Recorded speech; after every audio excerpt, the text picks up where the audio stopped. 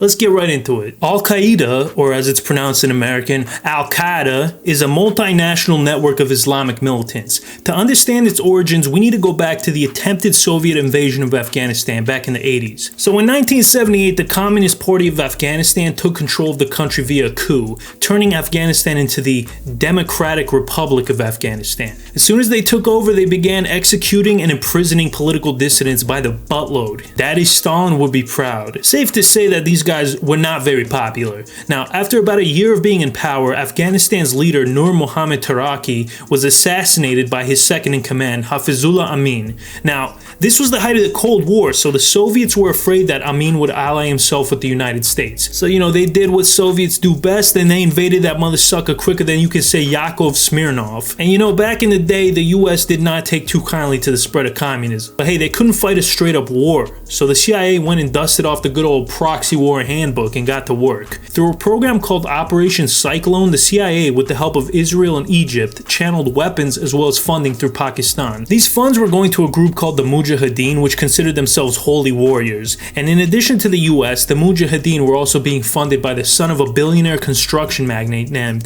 Osama bin Laden. Maybe you've heard of him? Bin Laden was able to gather Muslims from all over the world to join that war effort in Afghanistan, and eventually the Mujahideen were able to beat the Soviets. After the war, Bin Laden had a stockpile of weapons and a small army of trained soldiers, so he decided he was going to turn his attention to his next target, America.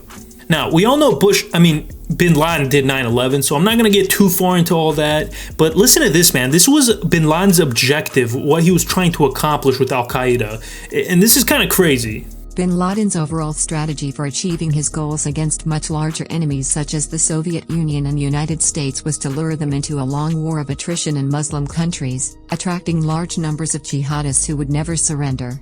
He believed this would lead to economic collapse of the enemy countries, by bleeding them dry. Holy smokes, man. Did Bin Laden win?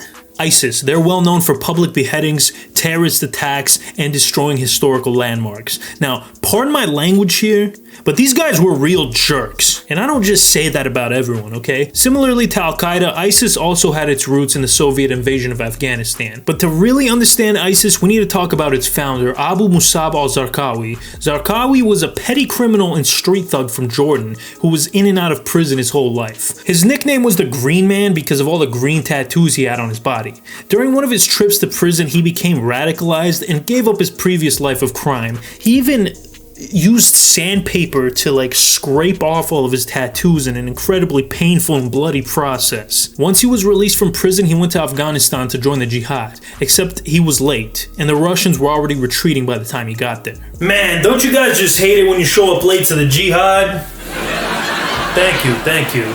It was around this time where he met Osama bin Laden, but bin Laden didn't really like him too much. I'll get more into that later though. So Zarqawi goes back to Jordan, where he's soon arrested after the police find multiple weapons and explosives in his apartment. During his 6-year prison sentence, Zarqawi became much more radicalized, and upon his release, he went back to Afghanistan with a small group of followers and tried to meet with bin Laden, who still didn't like him, but he gave him some money to fuck off. Now let's get into the reason why Osama bin Laden didn't like Zarqawi. It's because of two reasons. One, Zarqawi and his followers were lower class, uneducated blue-collar folk, while bin Laden and his inner circle were mostly highly educated members of prominent families, and a lot of them studied Islam in university extensively. Another fundamental difference was in their approaches to jihad. Zarqawi believed it was necessary to start a civil war between Sunnis and Shia in order to weed out what he considered to be apostates. Bin Laden disagreed with that approach in favor of a more strategic one. Now, Zarqawi would actually fight in Afghanistan again in 2001 after the US invasion, where he was injured, and he fled to Iraq, where he would heal up and continue building up his organization. The Bush administration used Zarqawi to establish a link between Saddam Hussein and Al-Qaeda, and of course they used this as one of the excuses to invade Iraq in 2003. Now, I want to point out that there is absolutely no evidence that Saddam Hussein ever met or even talked with Zarqawi, or bin Laden for that matter. Also, Saddam's ideology was not in line with Al-Qaeda, so it wouldn't make any sense. Now, Colin Powell during a UN conference used Zarqawi's name as a proof of terrorism in Iraq, and being called out by the US gave him a lot of clout, so much so that bin Laden was finally forced to recognize him. So you could say that Senpai finally noticed him. That was a dumb joke.